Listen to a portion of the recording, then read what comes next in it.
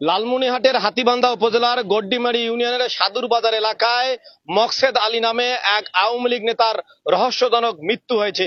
স্থানীয় লোকজন এবং পারিবারিক সূত্রে দাবি করা হচ্ছে তিনি ভুট্টা ক্ষেতের মাঝে একটি গাছে রশি দিয়ে আত্মহত্যা করেছেন। তবে তার মৃত্যু নিয়ে প্রশ্ন তুলেছেন এলাকাবাসী। আমরা এখানে এসেছি, এখানে শত শত লোক কিন্তু জড়ো হয়েছে। আমরা যেটা জানতে পেরেছি যে গড্ডিমারি ইউনিয়নের 1 নং ওয়ার্ড আওয়ামী লীগের সাধারণ সম্পাদক মকসেদ আলী, যার স্ত্রী গড্ডিমারি ইউনিয়নের 1, 2, 3 নং ওয়ার্ডের মহিলা সদস্য হামিদা বেগম।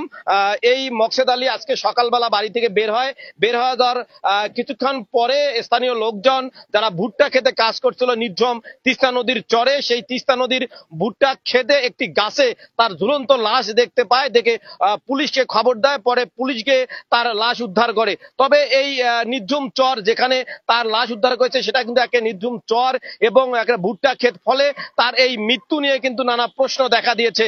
ফলে স্থানীয় এই মৃত্যু নিয়ে ধূম্রজাল সৃষ্টি হয়েছে। যদিও স্থানীয় লোকজন এবং পরিবার দাবি করছে যে তিনি আত্মহত্যা করেছেন।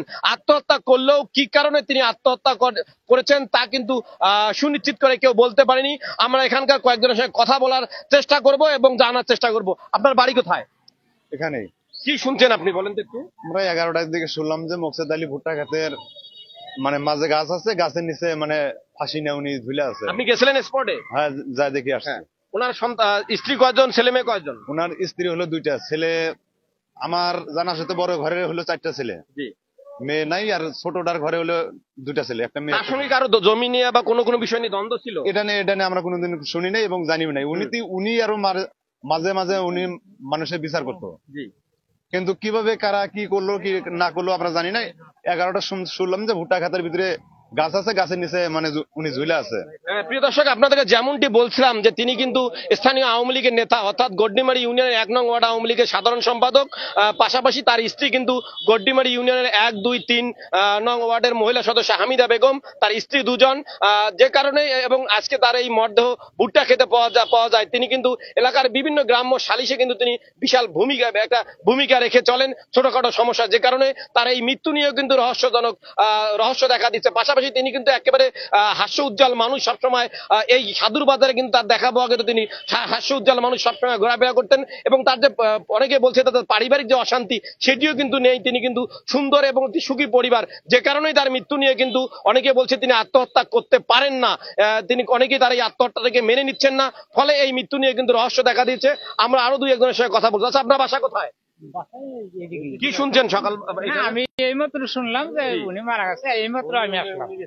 আপনি কি শুনেছেন একটু বলবেন? আমি শুনলাম যে মকসেদ ভাই হঠাৎ করে গাছের সাথে ঝুলে ফাঁস নিছে। পরে আমি গন্তব্যে। তিনি আত্মহত্যা করে, এটা কি বিশ্বাস হতে পারে? না, আত্মহত্যা তো অবশ্যই, কারণ তার ওইরকম কোনো সমস্যা ছিল না। আত্মহত্যা কেন করলো? আত্মহত্যা কেন করলো সেটা তো আমরা বুঝতেছি না, কারণ সকালবেলা তার সাথে কথা হয়েছে 10:30টার দিকে। তার সাথে আত্মহত্যার কি কোনো কারণ থাকতে পারে? কারণ আমরা তো এ পর্যন্ত পাইনি, এ পর্যন্ত তার কোনো কারণ আমরা খুঁজে পাচ্ছি না। যেহেতু তার আত্মহত্যার কোনো কারণ মনে হচ্ছে না, সে কারণে এদিকে আদৌ আত্মহত্যা? আমার মনে হয় যে আত্মহত্যা এটা হবে। আপনি একটু আগে বললেন তার আত্মহত্যার কোনো কারণ নেই, তাহলে সে আত্মহত্যা করবেন কেন? এবং আমি ব্যক্তিগতভাবে মকসেদ ভাইকে আমিও চিনি। ঈদের 2 দিন পর তার সঙ্গে তিস্তা ব্যারেজে কথা হয়েছে। আমার তর্কাতে 2 ভাইয়ের মধ্যে একটা আনন্দ কথা কাটা এক পর্যায়ে তিনি আমাকে জড়াই ধরে যে আমাকে চা খাওয়ালেন। তার দ্বারা তো এই ধরনের ঘটনা, তিনি একজন জ্ঞানী মানুষ এবং স্থানীয় আওয়ামী লীগের নেতা, তার দ্বারা তিনি আত্মহত্যা করতে পারে, এটা কি বিশ্বাসের হওয়ার মতো? নিজে বিশ্বাস হয়, আমারও তো বিশ্বাস হচ্ছে। উনি তো সবার সাথে সবসময় মিশে থাকতো।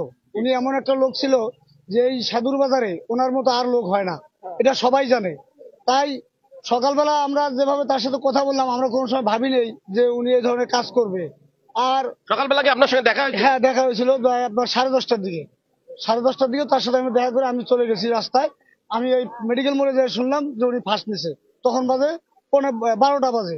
তখন আবার ফিরে আমি পয়েন্টে গেছিলাম, যে দেখলাম ফার্স্ট নিয়ে উনি ঝুলে আছে। পরে পুলিশ আসা।